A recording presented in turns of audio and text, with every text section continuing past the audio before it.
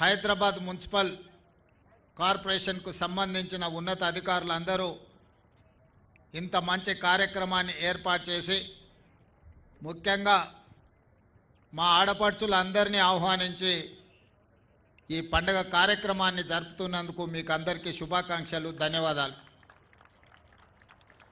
మా అక్కలు మధ్యాహ్నం నుంచే ఎదురు చూస్తున్నారు.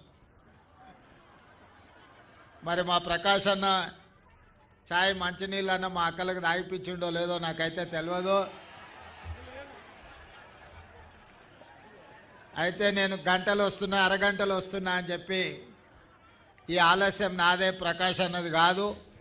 మళ్ళోసారి నేను ప్రకాష్ అన్న మీకు అందరికీ మంచి భోజనం ఏర్పాటు చేస్తాము. మా అక్కలు అందరూ ఇంటికి పోతే ఈటీవీలో మా టీవీలో మంచిగా సీరియళ్ళు చూసుకునేటోళ్ళము. సార్ ఈడ కూసబెట్టిండు, చీకటి అయింది, ఇంటి ఆయనను వంట అయిందా లేదా అని అడుగుతాడని మా అక్కలు ఆలోచన చేస్తారు వాళ్ళ మొహాలలో చూస్తుంటే. సంవత్సరానికి ఒక్కనాడు ఎప్పుడో ఇట్లా మనం బయటకు వస్తాం. ఎప్పుడు ఇంటి ఆయనకు పిల్లలకు సేవ చేసుకుంటూనే, వండి పెట్టుకుంటూనే, ఇంటి పనులు చూసుకుంటూనే ఉంటాము. ఇవాళ ఇంత మంచి పార్కు ఈ లైట్ల మధ్యన మనకు ఆకలి అనిపించకుండానే స్థానిక శాసనసభ్యులు ప్రకాష్ గౌడ్ గారు ఇవన్నీ ఏర్పాట్లు చేసినందుకు మీరు గట్టిగా చప్పట్లు కొట్టి ప్రకాష్ అన్నను అభినందించండి. చాలాసార్లు ఎక్కడ చర్చలు జరిగినా, ఏ టీవీలో ఏ పేపర్లో చూసినా పెద్ద పెద్ద సినిమాలు తీసే గొప్ప గొప్ప నటులు సినిమా షూటింగ్ల కోసం సింగపూర్ పోయినరు, జపాన్ పోయినరు, అమెరికా పోయినరు, ఇండియాకు వస్తే కాశ్మీర్లో పోయి మంచి మంచి సినిమా షూటింగ్లు చేస్తున్నారని మనం పేపర్లలో చూస్తుంటాం, పేపర్లలో చదువుతుంటాం, టీవీలలో చూస్తుంటాం. నేను ఒక్కటే మా యువమిత్రులని, మీడియా ప్రతినిధులని, మా ఆడబిడ్డలను అడగదలుచుకున్నా. మన హైదరాబాదు రంగారెడ్డి కంటే మంచి నగరం, సుందరమైన నగరం అసలు ఈ దేశంలోనే కాదు ప్రపంచంలోనే లేదు. కాకపోతే ఇల్లు బంగ్లా ఎంత మంచిగున్నా దాన్ని తూడ్చి అలికి ముగ్గేసుకుంటే ఆ ఇల్లు మంచిగా కనిపిస్తుంది. మా అక్కలకు అందరికంటే ఎక్కువ తెలుసు. ఆకిలు మంచిగా ఊడ్చుకొని, ఇల్లు మంచిగా ఊడ్చుకొని, మంచిగా ముగ్గేసుకొని నీట్గా పెట్టుకుంటే, వెనకటికి పెద్దోళ్ళు అన్నారు ఇల్లును చూడు ఇల్లాలిని చూడు అని. ఆడబిడ్డ చేతిలో ఇంటి పెత్తనం ఉంటే ఇల్లు మంచిగా ఉంటుంది, సంసారం చక్కగా సాగుతుంది అని చెప్పి వెనకటికి మన పెద్దోళ్ళు చెప్పినారు.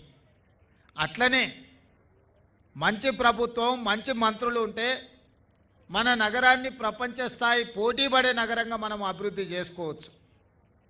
ఆయల్ల కూడా చంద్రబాబు నాయుడు, రాజశేఖర రెడ్డి గారు ఉన్నప్పుడు మనకు హైటెక్ సిటీ కానీ, ఔటర్ రింగ్ రోడ్ కానీ, అంతర్జాతీయ ఎయిర్పోర్ట్ కానీ, కృష్ణానది, గోదావరి నది జలాలు తాగునీళ్ళని హైదరాబాద్కు తేవడం కానీ, ఇంకా వెనుకకు పోతే నిజాం సర్కార్ల ఆ గండిపేట, ఈ హిమాయత్ సాగర్ గట్టకుపోయి ఉంటే ఈ మూసి వర్షాలు వచ్చినప్పుడు వరదల నగరంలో ఉండే ప్రజలందరూ చచ్చిపోయేటోళ్ళు.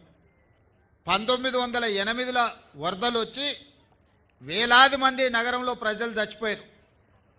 అప్పుడు నిజాం సర్కారు మనసు చెల్లించిపోయి నా ప్రజలు ఇట్లా చచ్చిపోతే ప్రభువుగా నేను చేస్తున్న పరిపాలనలో లోపం ఉన్నట్టే, ఈ ప్రజల్ని, నగరాన్ని కాపాడుకోవాలని మోక్షగుండం విశ్వేశ్వరయ్య అనే ఒక ప్రపంచ గొప్ప ఇంజనీర్ను పిలిపించి ఈ వరదలను ఎట్లా నియంత్రించాలి, ఈ నియంత్రించిన నీళ్లను మేము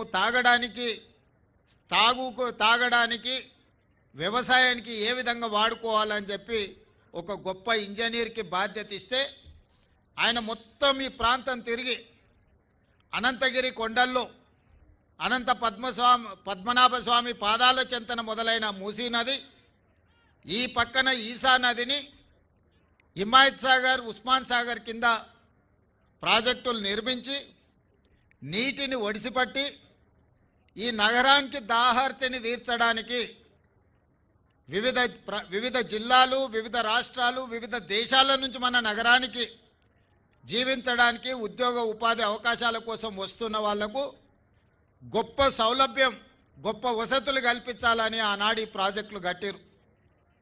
ఆనాటి నుంచి ఈనాటి వరకు హైదరాబాదు నగరం ప్రజలకు తాగునీటి సమస్యను తీరుస్తున్నది ఉస్మాన్ సాగర్, హిమాయత్ సాగర్.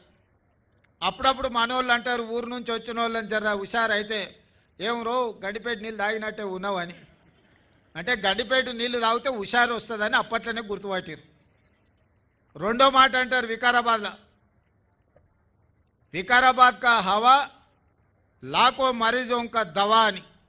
అంటే వికారాబాదు ప్రాంతంలో గాలి పీల్చుకున్నా కూడా చాలా రోగాలు నయమవుతాయని చెప్పి టీబీ వచ్చిన వాళ్ళని తీసుకెళ్ళి అక్కడ వికారాబాదు కొండ మీద ఇడిచిపెట్టి వచ్చేటోళ్ళు. ఎందుకంటే నిజాం సర్కార్ అక్కడ మంచి మంచి మెడిసినల్ ప్లాంట్లు అక్కడ గాలి పీల్చుకుంటేనే మనకున్న జబ్బులు తగ్గేటట్టు ఆ అడవిని పెంచిండు 3700 ఎకరాలల్లా. మరి అట్లాంటి గొప్ప నగరం, గొప్ప చరిత్ర ఉన్న నగరం, మనకు చార్మినార్ ఉంది, ఒక గోల్కొండ ఉంది, ఒక మూసీ నది ఉంది, ఒక ఉస్మాన్ సాగర్ ఉంది, ఒక హిమాయత్ సాగర్ ఉంది. ఇవాళ గొప్ప గొప్ప కట్టడాలు, ఒక ఉస్మానియా హాస్పిటల్ చారిత్రాత్మకమైన బిల్డింగ్ ఉన్నది మనకు.